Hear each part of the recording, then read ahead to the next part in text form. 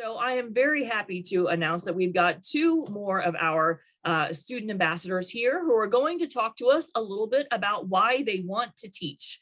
And so after they finish, then we're going to have two more of our student ambassadors, current seniors, who are going to be running an interview panel with our pre-service teachers to make sure that we want their voice to reflect the questions that are coming from you all in the field. We will also have the chat box open at that time in the Q&A box. So once we get to the pre-service panel, if you have questions, please feel free to put them in the box. But before we get to that, I'm going to introduce our two speakers for our Why I Want to Teach segment for this afternoon. We have first Abby Bordeaux, who's a junior from South Brunswick High School, followed by Angelina Maffei, who is a junior from Middle Township High School. And so Abby, go ahead and take it away. Okay, hi everyone. I joined FEA in the first place as a freshman with a vision of having my own classroom, a vision of having my own students, and a vision of having my own impact on their young educational lives. This was something I'd wanted ever since I was little. One hardship I've endured as a student is every day in high school being a different day. Different teachers, different assignments, different emotions. Some days you just have to get by. I've learned as a student that I can't expect perfection out of myself all the time because, after all, I'm human. I want my students to be able to own up to their imperfections as well as put forth their best effort. So how do you manage to go through days of getting by without losing all hope? For me, it's not only this vision, but also the world of English that leaves me in awe after every class. I'm somehow excited to do the homework and study for that subject. I know that I love reading deeply, pun intended, into the world around me, and books are that world. I make sense of it all with a pencil and paper, and more recently, with my keyboard. I can't wait to inspire my own students to dig a little deeper into the world around them and to hold on to their passion for learning to do more than just get by. Thank you. Angelina? Good afternoon. As Dr. DeCole mentioned, my name is Angelina Maffei. I'm a junior who attends Middle Township High School located in South Jersey. Some people say that teaching is a career that is more of a calling than a choice. I truly believe that. In kindergarten, a firefighter came to our class and gave a presentation. He then asked what we wanted to do when we grew up. I instantly raised my hand and said teaching. So I knew that I wanted to become a teacher, but I was never really sure what I wanted to teach. When I got to high school and had amazing English teachers, they made me realize that I would eventually want to teach literature to either middle or high school age students. I now knew that I would eventually want to become an English teacher, but there was still something missing. I then came to realize what I really wanted to do. I realized that I would eventually want to become a special education teacher. I have two brothers. My older brother has autism and my twin brother has Down syndrome. When the pandemic hit, I started to attend my twin brother's Zoom classes. I saw his teacher and his friends, and I knew that this is where I wanted to be in the future. This was a real eye-opener as it gave me a chance to observe a classroom. My career plan is to become an English teacher in either middle or high school, get my master's degree in special education, and then teach at a specialized school. I want to become a teacher, and specifically a special education teacher, because that is where I believe I will be able to shine, reach students, and is where I can make a huge difference in the world and in society. Becoming a student ambassador within this program has really been a privilege and has helped me connect with other students, like me, who also want to become teachers. I'd like to thank all the teachers that I've had and all the teachers out there. You're truly doing an amazing job, and I aspire to be you. Thank you for your time and have a wonderful rest of your day. So we have two of our student ambassadors who are going to be leading our moderated discussion today. That's Amber Downs, who is a senior from West Deptford High School, and Sahar Khan, who is a senior from North Brunswick Township High School. So I'm going to ask them to take over and have them have the panelists introduce themselves, and I'm going to work on getting our third panelist on. She's having some technical difficulties. So you guys go ahead, and I will be right back with you. Okay, sounds great. So as she said, I'm Sahar. I'm a senior at the North Brunswick Township High School. I'm a tomorrow's teacher. Yeah, Amber, you can go. Hey, I'm Amber Downs. I am a senior at West Deptford High School. I am also in a tomorrow's teachers class, and I am going to be pursuing elementary education next year at Winthrop University in South Carolina. Marissa? Hi everyone, my name is Marissa Realdine. I am a senior at Stockton University in Galloway. My major is elementary education, K-6. I have a minor in Holocaust and Genocide Studies, and I am graduating in May. And I am the Vice President of NJEA Pre-Service. Hello, everyone. I'm Brian. I'm currently a sophomore at Seton Hall University studying secondary education and math, and I'm currently serving as the NJA Pre-Service Relations Chair.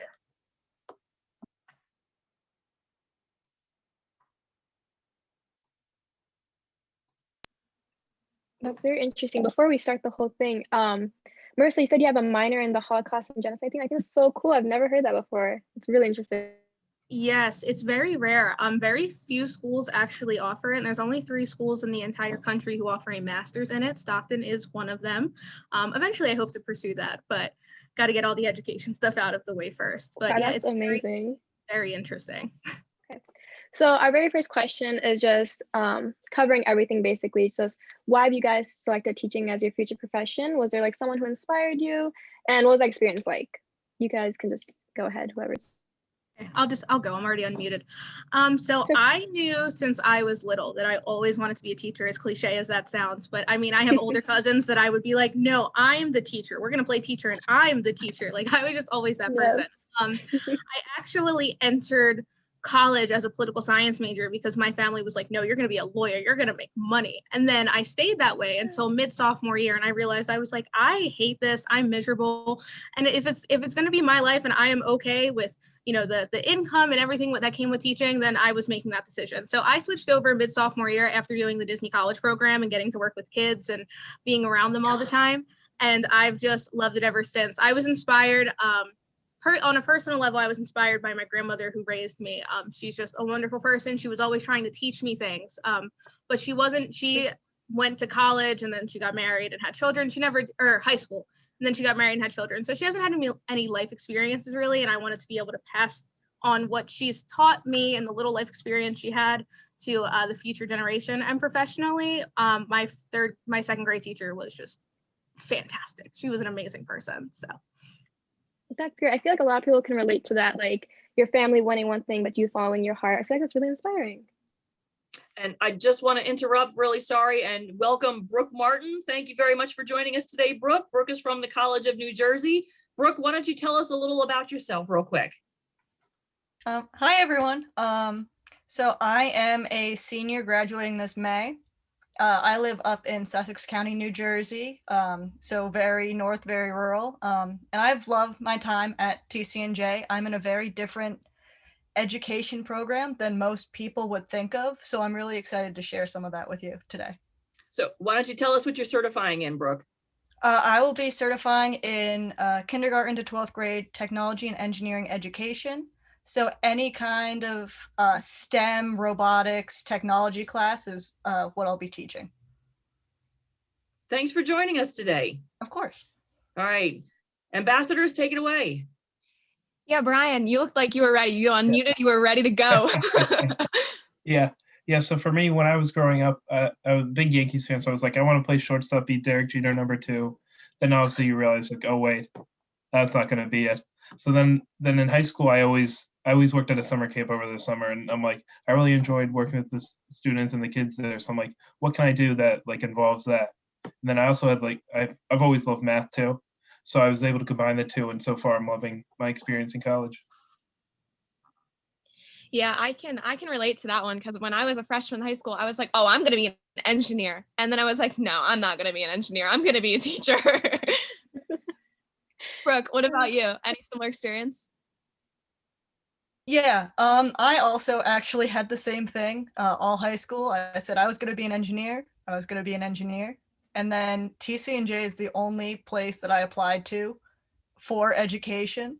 And here we are. What made you want to do that major? Like any experience like stick out? I took, I think 12 technology education courses when I was in high school. So I've always loved it, but I just thought that I loved the technical part of it.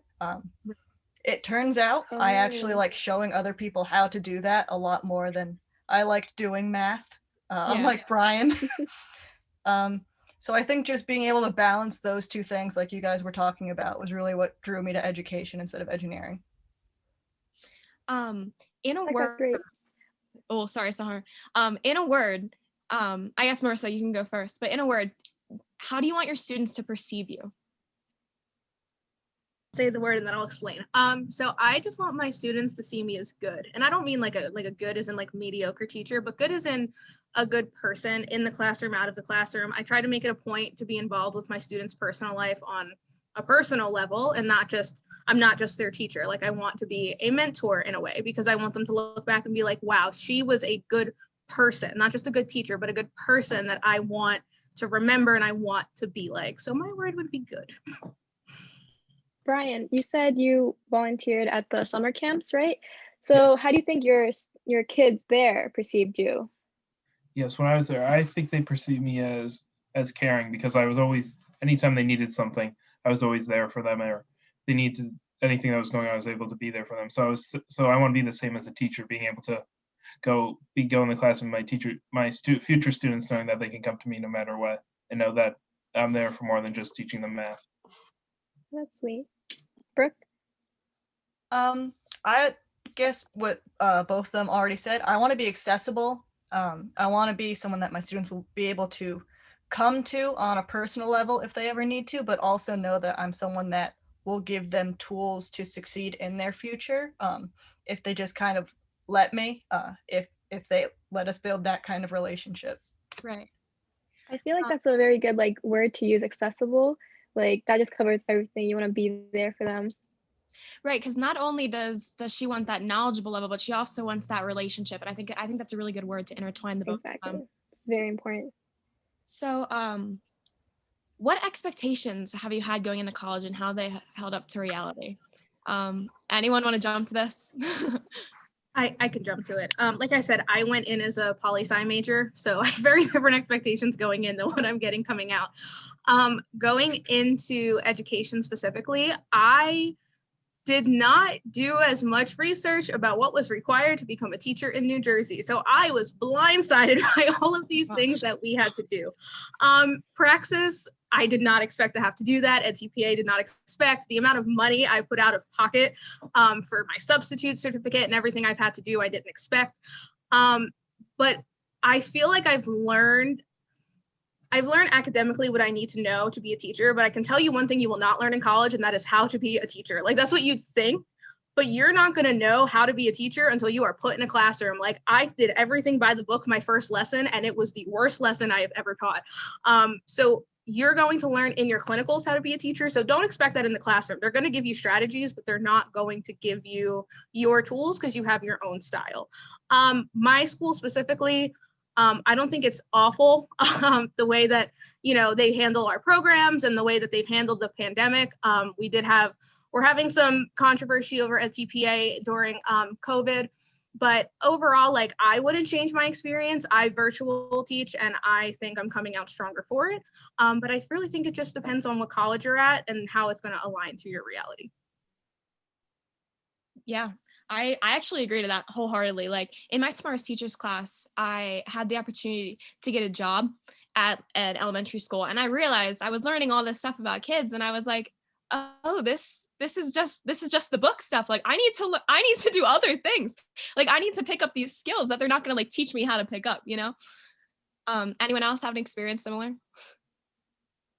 Yeah, I could say it's similar to Marissa. When I was going, I'm like, okay, they'll teach me A, B, and C my first couple classes, and then I'll be good to go by the time I get to my student teaching. But it's like the exact opposite now that I see, oh wait, they give me the tools to succeed, but I have to use them in my own way to be able to do it in the classroom, and through clinical experiences and student teaching helps you fine tune what you want to do. So by the time you graduate and become a full-time teacher, you're ready to go.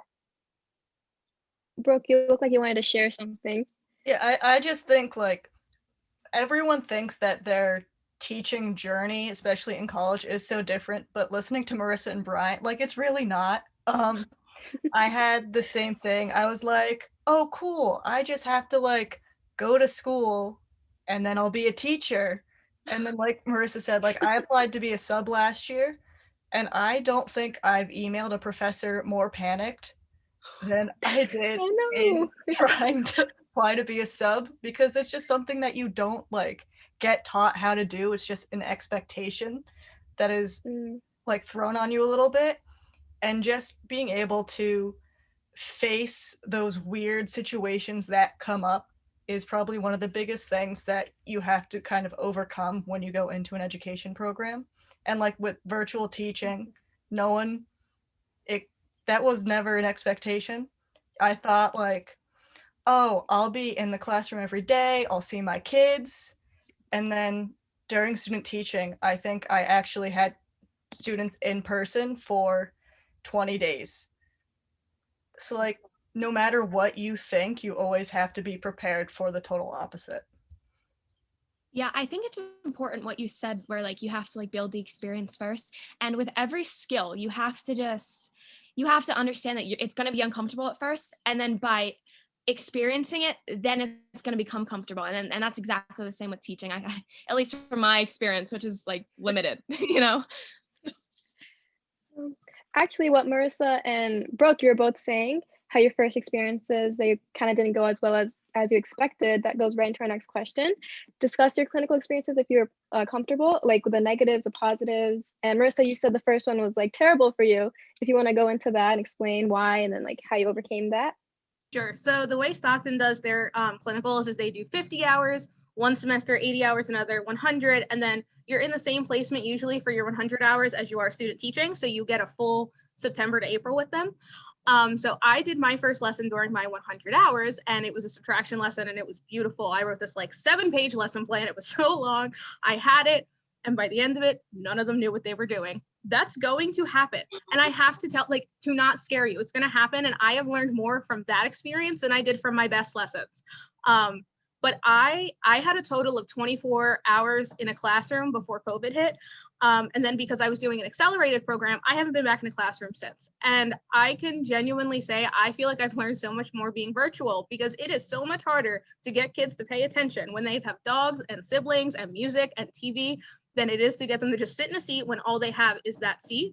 So I'm in an all virtual 3rd grade class right now. I actually just told them 2 weeks ago that I'm leaving soon, and like 3 of them cried. It was so sad. So you still can build that relationship. So don't let, especially what you're going to hear from some student teachers this year, discourage you from going into the profession. Because don't get me wrong, it's tough.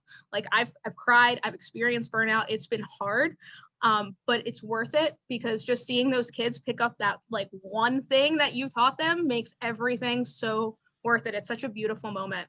So I wouldn't trade what happened. Like I would trade what happened, but I wouldn't trade what happened to me for anything in the world, because I really do feel like I'm ready for anything. Knock on wood, I don't have to experience anything else. But I think what you mentioned about virtual being really hard, once you get into that classroom environment, you're gonna be like, this is easy. This is so simple. And then you're gonna go and you're gonna be like, all right, hopefully this pandemic thing never happens ever again, and it can be easy for forever. Oh, absolutely. Like I've learned so much about technology, and again, they can't turn off their faces in front of me when they're sitting right there, and they don't have siblings. So you're going to hear terror. And I will admit, I've also said very bad things about this experience. It's not been easy. But overall, like I really think it's worth it, and it's still worth going into the profession. And quite frankly, if I had to teach virtually, I would do it again. Like I would not quit the profession if they asked me to do this again. So I don't know if either of you, Brooke or Brian, agree with me on that one. Yeah, Amber, something you said of like going into the classroom will be so easy now. Because the students were virtual, the majority of my student teaching last semester, I got very close with the faculty at the high school I was at. Oh. And almost every day, someone would come into my cooperating teacher's room and look at me. And I was happy to be there. I did not think I was going to get to be in a classroom. Most of my friends in my major were not. They were fully virtual. So I was truly just happy to actually have an experience. And they would come in and they'd look at me and they'd be like, why are you so happy? Like, isn't this so much harder than you thought it would be? And like, it's what you knew. Like, that was the only thing you know. So whatever you get thrown into, no matter what level it is, you don't have any prior like expectation of what that thing should be. Marissa said, like if I had to teach virtually for some reason next year, I would do it. I wouldn't see anything different with it. So I think that's a really important takeaway. Brian, how about you? Do you have any experiences? Yeah, so I'm a little different than Marissa and Brooke because I'm only a sophomore, so this is only my first time in the classroom. I'm only there once a week. It's all virtual, so that's definitely, as they were saying, Looking definitely on the computer. yes. Oh, yeah, so that's definitely a downside, but overall, it's been a great experience. I've had my cooperating teachers great. The students are great. Getting them to participate is obviously hard, but we try our best. So even though it's much different than hopefully it'll look like soon, it's still a great experience and it can prepare you for whatever is down the road. Yeah. Another question. So what do you consider to be the major strength you bring to the classroom or to the computer and into children's lives? And then what is an area that you're still working on? Anyone want to jump to this? Any volunteers? I'll go. All right, Brian, here we go. Yes. So for me, a major strength I would say is being able to like connect with my students. Because I've worked, as I said earlier, like worked at the summer camp for years. So being Right. able to connect with them there will help in the classroom. Being able to just talk about them to stuff besides school, like their extracurriculars or sports or interests or whatever. But that can also lead to like a downside too, is balancing like learning and talking to them, whatever. Because sometimes you can get too involved just talking to them where the learning goes to the side, and then sometimes you could be too focused on the learning where it's like too dry and then there's no personality or anything from the student. So being able to find the balance is key. And there's still teachers that are working on that to this day. Like I have teachers that have been teachers for like 20 years and they're still balancing that. So it's a learning curve. Yes.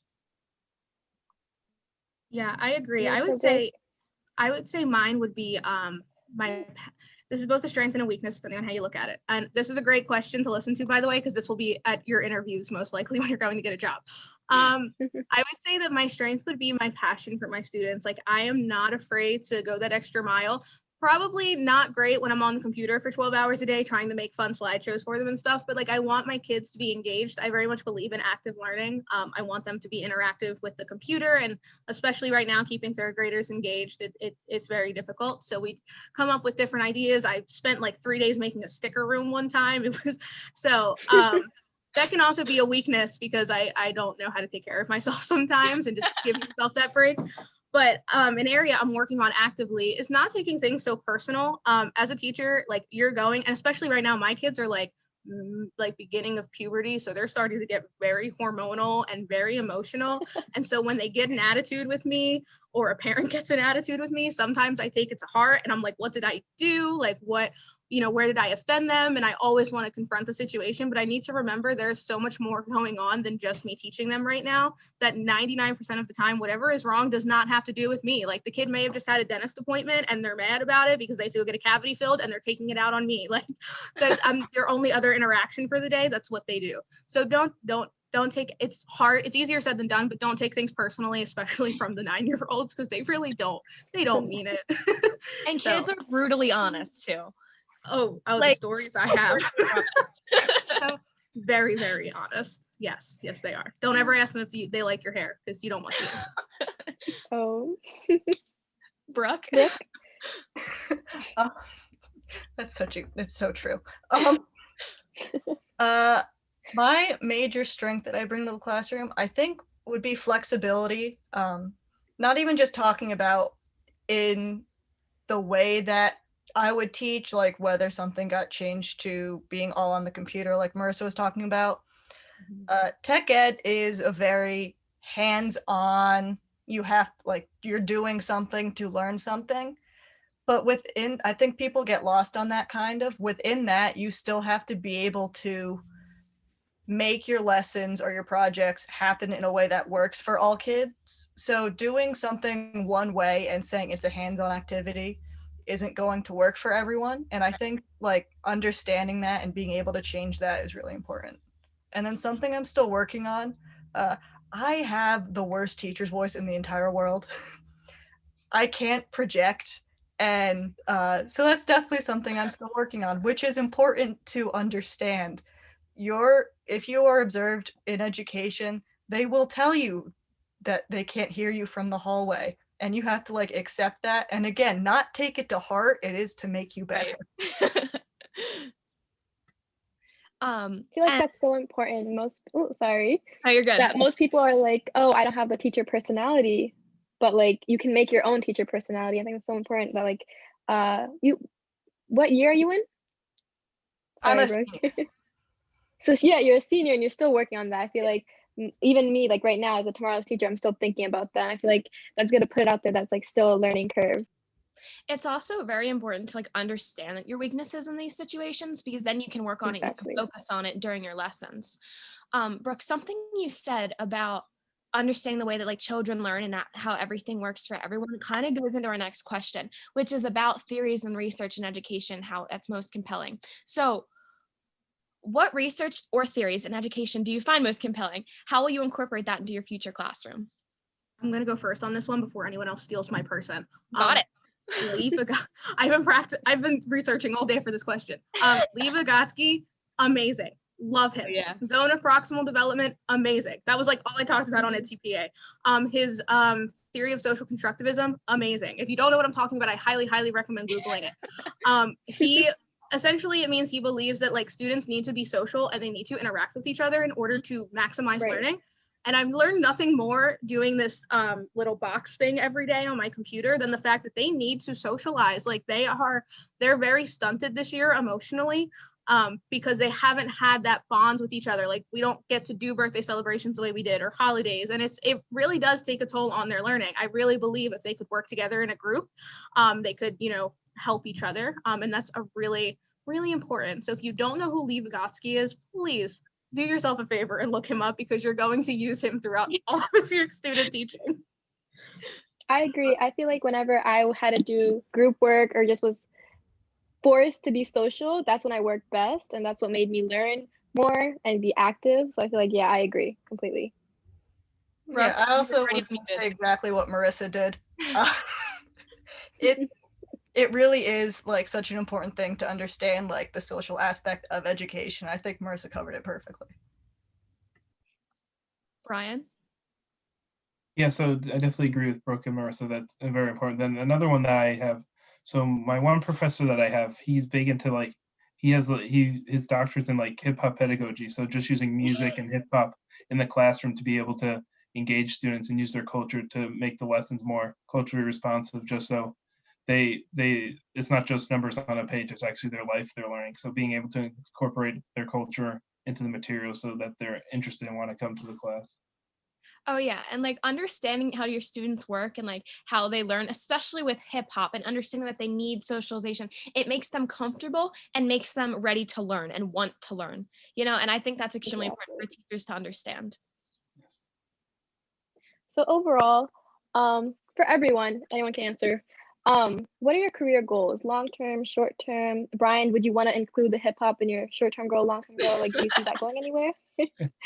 So definitely like incorporate like aspects of this hip hop pedagogy into my practice once I practicing obviously in student teaching clinicals, and then in my when I actually become a full-time teacher, be able to engage the students and do that. So that could be like a short-term one, and long-term, which for me personally, I don't know where my career will lead me, but I just want to make sure that I can impact the most amount of students possible and make them remember and just understand how important their high school years were.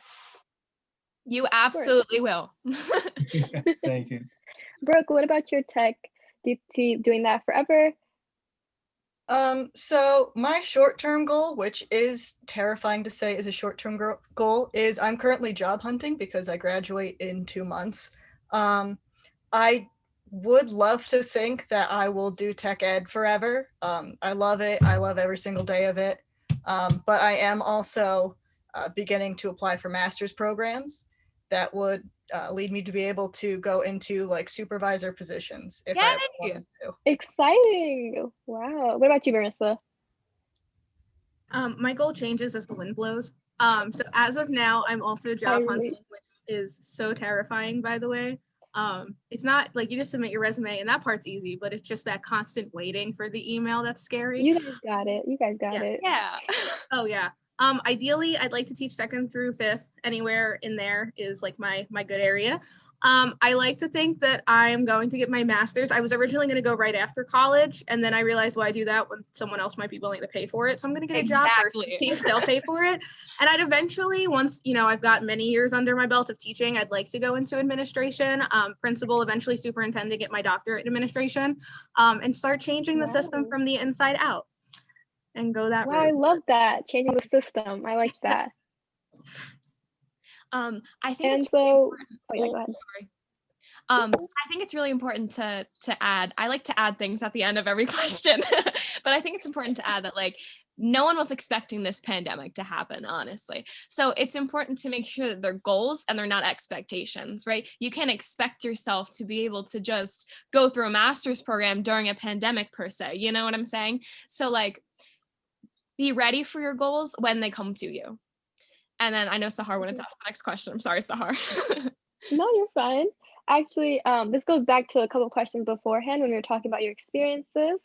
Now, not the negatives, now the positives are going on that. So if one of you want to describe the best lesson that you've observed or delivered yourself, and like why it stood out to you, and like would you want to do something similar when you're teaching or something different? Go ahead. I can talk about what I just recently did, which was so cool. It's called a fractured fairy tale, which I've never heard of. So this was new to me, where essentially it's a reading writing component. So we had the students, well, I read to the students. So I read them an original fairy tale. So for example, The Three Little Pigs. And we discussed, you know, the setting, the characters, the theme, problem, solution. But then we had a guest speaker, which was literally just my boyfriend pretending to be a wolf. He read a fractured fairy tale, which was The Three Little Pigs in the point of view of the wolf. And they are now writing their own fractured fairy tale. So they picked a fairy tale and they're writing it in a different point of view. And this is probably the most excited I've seen them about anything this entire year. My cooperating teacher sent me a few of the books as like my going away present for my own classroom. And it is the coolest project I've ever seen. I highly recommend those types of projects where they get to be creative. Another thing we did was we had them do sequencing.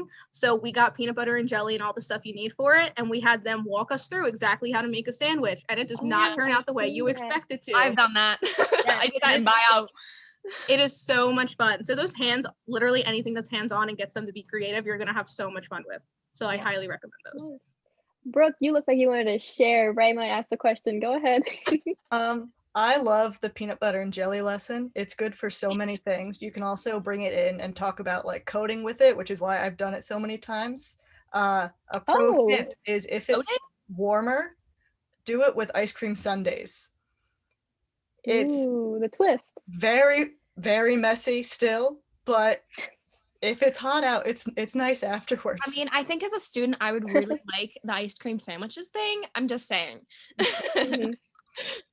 But for the best lesson I think I've ever delivered, this year I did a robotics lesson that when I wrote it, I think I wrote it a year and a half ago. It was supposed to be super hands-on.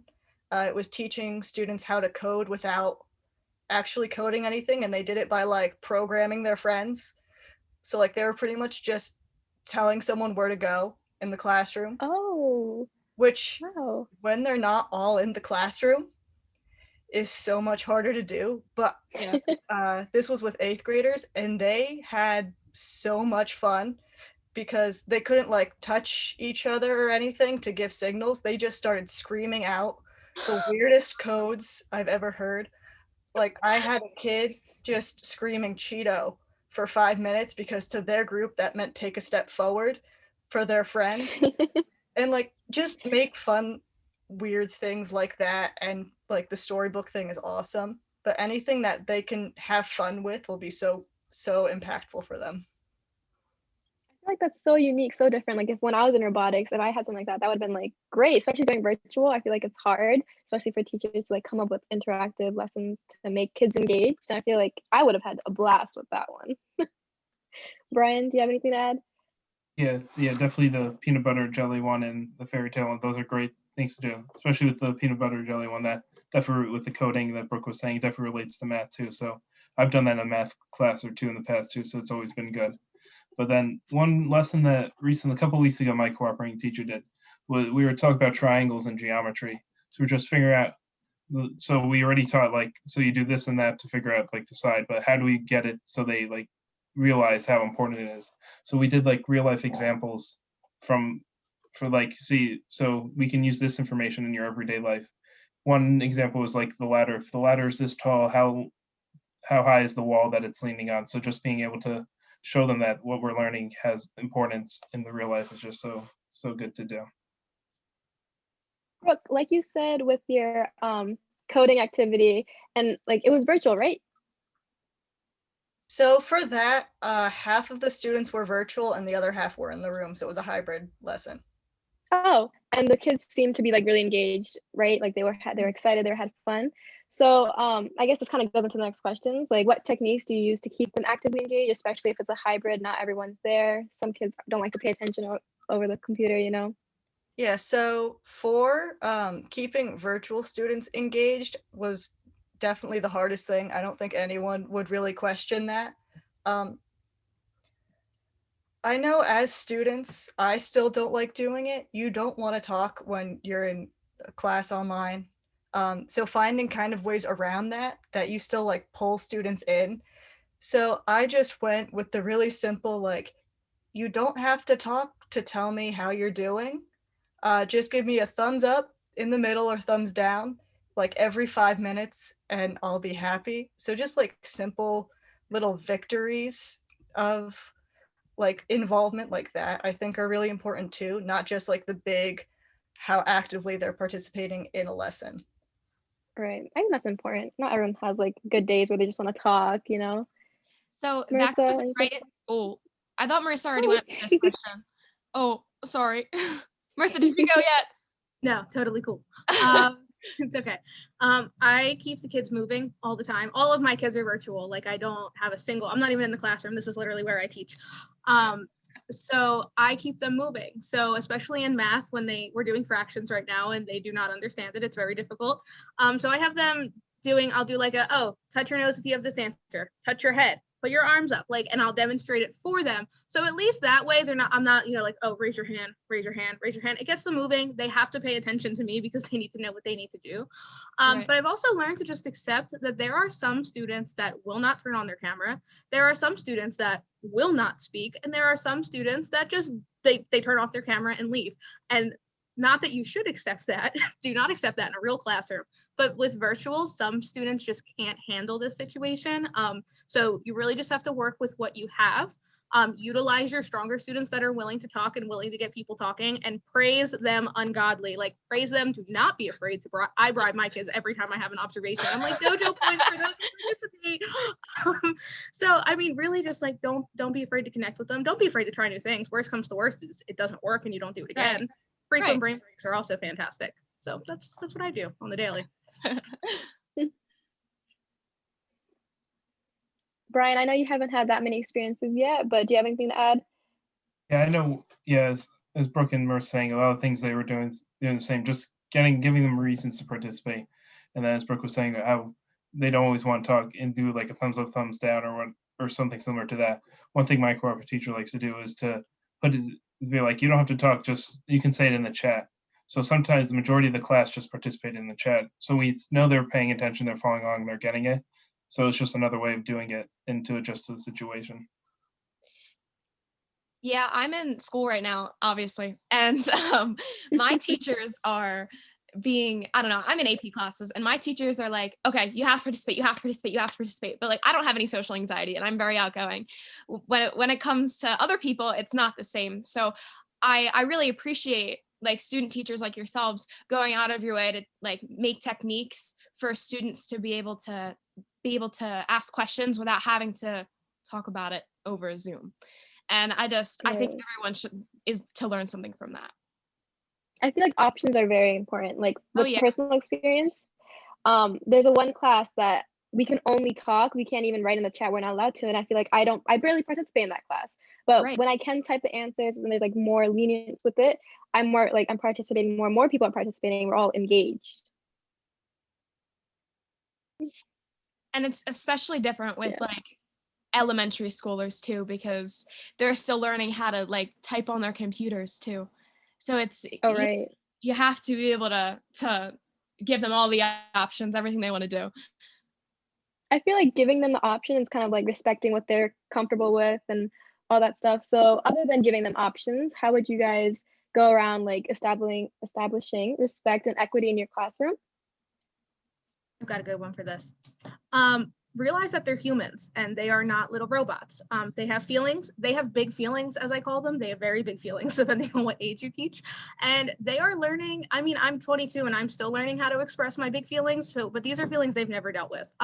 So just you're gonna have bad days and that's okay. But my big thing for building that respect, I am a white female. Check your privilege. I have not gone through the experiences of most of my students, and I acknowledge that in my classroom. Like, I do not understand you. I do not know everything, but change little things where you can. You know, if reading a certain author makes you uncomfortable because they may be known for racist statements, don't read it, because those kids are going to remember that. They might not understand now in third grade, you know, racism and different things like that, but they one day will. And that's what they're going to remember you for, unfortunately.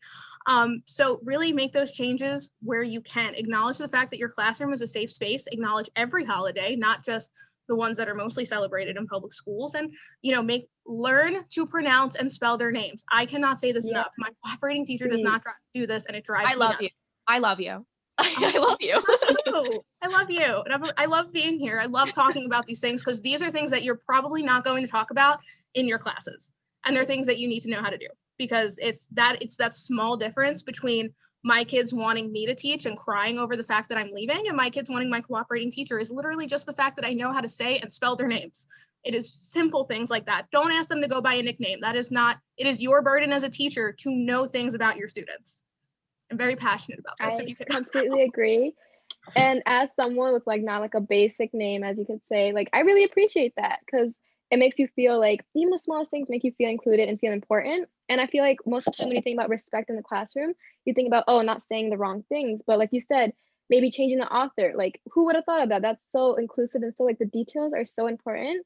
And as like, yeah, I really appreciate that. Absolutely. Pick books books especially that show kids, that represent the kids in your classrooms. Pick books that have minority characters. Pick books that have disabled characters. Like, that is what your students are going to remember about you. And that's what I mean when I want them to remember me as good. You want them to be well-rounded people. They're not just your students. They're also tiny people that will one day be big people like us, and they will make important decisions. Yes. So, also, just understanding how to say somebody's name and saying it correctly, not ask them for a nickname, make students comfortable and want to be in your class. Yes. Absolutely. That is part of that safe experience. They will be more willing to share with you their personal experiences. And do not put children on the spot if they're from a different country. Don't be like, tell us about where you're from. Don't do that. Let them offer that information to themselves. I've been in that position. It's not great. Yes, Brian, it is really important. Anyone want to add anything to this question? Yeah, sorry guys. I just took over that one. Yeah, it's definitely everything Marissa said. I just want to make sure students feel like they're like even like field with me, that I'm not like above them, somebody who's in charge and wants to take control or whatever. And then this way that I'm going to do it is like, ask the beginning of the school year, be like, the first couple of days, be like, go through class rules that you want to have, so they have a say in it, and they have a say in it, so they'll be able to, then if they break them, you'll be like, well, you wanted this, why'd you say that you wanted this if you did? So it'll help establish a better community in the class and just make it for a much better year. Yeah, absolutely. Yeah, I think like Brian and Marissa said, like, just respect your students. Yeah. Like, again, the biggest thing is, like, they are people. They might be little people, like Marissa said, like little tiny people, or like I teach kids that are 1.5 feet taller than me, and they look like they're 6 years older than me, and they're 18. So like, just understanding on that spectrum, there has to be respect. And then also, like, a really simple thing is I say hello to every single one of my students by name every day when they walk in the classroom.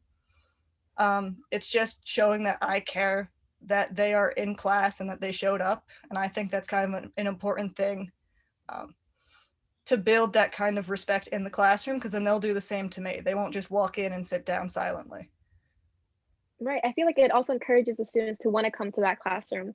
Like, it's different. You feel more connected to the teacher. You want to pay attention more. It's the little things that I'm noticing. I know And we then have some like, yeah.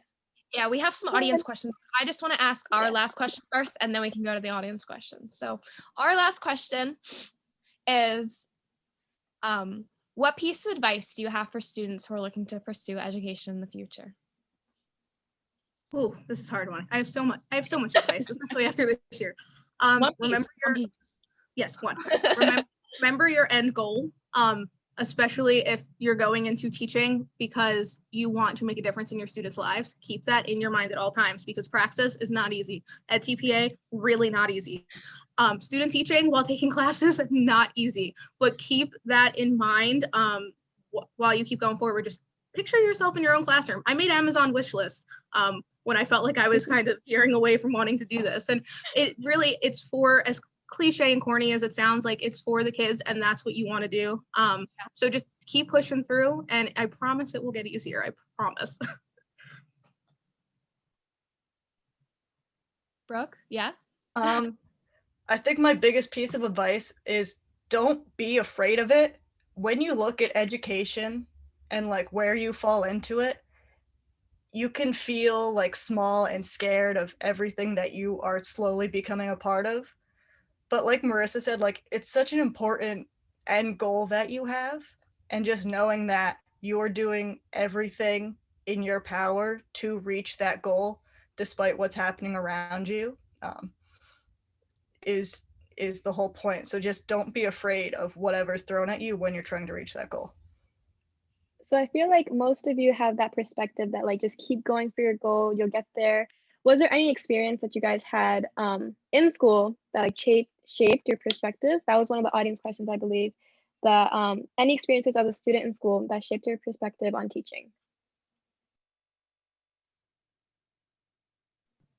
That's a really hard one, actually. I feel like I've had so many experiences. I would say just remembering my teachers and how hard they worked for. Don't ask me. Ever since I've come into the the college part, and I see it from the teacher point of view, I think back to like those teachers that used to buy us pizza and soda and give us those tiny pieces, and we were like, oh my god, like that's, you thought it was so dumb at the time that they didn't just get all those pizzas, but then you think like my teacher cared about me so much that they spent their own money to feed me whatever it was, even if it was that small slice of pizza. And that's usually just what I keep in mind, is I want to make the student's day, and eventually then look back and be like, wow, I really liked her. I really want to be liked, if you can't tell. Right. Even as a tomorrow's teacher, like student, just a student in high school, I still think about that too. I think about elementary school, and my teacher would go and get prizes for me, like, and you would be like, oh, this is so dumb, like it's one prize, but then you're like, wow, she didn't have to do that, or he didn't have to do that. They went out of their way, and that's why I still remember them. Yeah, Brian, I know you were jumping into that question, and it just another one came up, so you can go. It's your time. Oh, which question was it again? I think I forgot. It was, what piece of advice for students, future students? Yeah, so for me it'd be don't give up, because there's going to be times where it gets hard, maybe with exams, with supervisors or observations or whatever. There's going to be times where sometimes they're gonna be like, is this really for me? But it truly is. Don't let the bad times decide it. Let the good times, where you're like, when you're in the classroom and you're with the students, those are the times that you should treasure. There's gonna be other things. It'll always be once you get into the profession as well. But making sure that you get the most out of the time in the classroom with the students, and making sure that they're learning is the most important part. So really fast, this is gonna be like a speed run, because we have like 2 questions left and we have like 3 minutes left. So speaking of that being like never giving up and it being really hard, do you have any stress management techniques for a student teacher? As a student teacher? Yeah, one thing, I have like this meditation app that's been helpful, like 5-10 minutes a day, just being able to sit there and listen to the calming voice or sounds, whatever. So that's always been helpful. Yeah, Brooke? So self-care, that's good. My self-care really throughout student teaching was, I would come home and I just wouldn't look like, you just need to take a break sometimes and be able to like take a step back from doing all that prep work or whatever you have to do. So I would take like 40 minutes when I got home, and I would just play with my dog. I wouldn't do anything else. I wouldn't think about school or the day I had or the day I'm going to have. I would just sit there. My dog would be cute, and it would make me feel infinitely better about anything that had happened or that I was worrying about that was coming up. Right. Marissa? I feel like that's super important, taking time for yourself and just Oh, yeah. focusing on yourself first before you just keep going. Because I feel like you're just gonna burn out like that.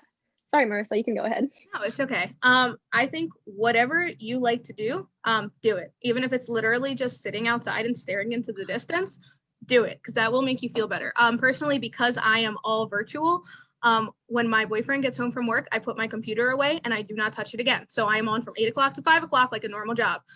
You might not be able to do that depending on your situation. I'm just really good at cramming and doing multiple things at once, so I can do that.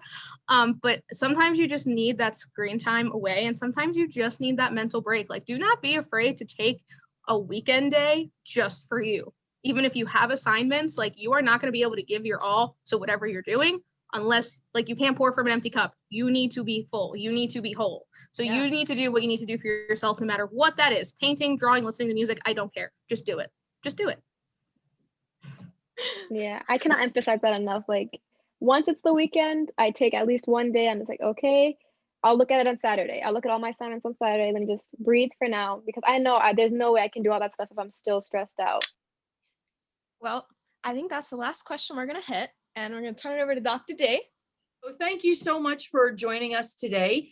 We really did appreciate having you with us all day, and we hope that you learned something, you got inspired by someone, whether it was through the college talk this morning or listening to our ambassadors talk about why they want to teach, in your breakout sessions, or even in this pre-service panel this afternoon. We hope that somewhere somebody lit a spark in you that you're going to follow up on. So go ahead, have a wonderful day, and thank you for joining us today.